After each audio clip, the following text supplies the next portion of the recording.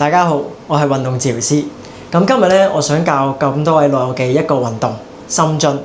咁好多時咧，老人家會覺得大髀冇力啦。咁今日我會教大家一個簡化版本嘅深蹲。咁首先咧，我哋兩隻腳放到同膊頭同樣嘅距離啦。咁跟住咧，我哋踎低嘅時候咧，兩隻手可以平放去做一個平衡。然後咧，我哋落去嘅時候咧，膝頭哥對住我哋嘅腳尖。咁記住喎，我哋嘅膝頭哥咧就千祈唔好向咗入邊咁樣拗啦。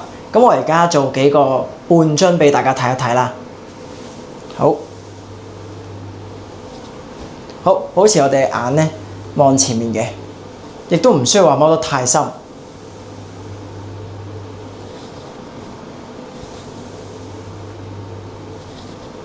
好，咁呢個動作咧，我哋每日都可以做3組，每組做10下，中間休息1分鐘至分半鐘。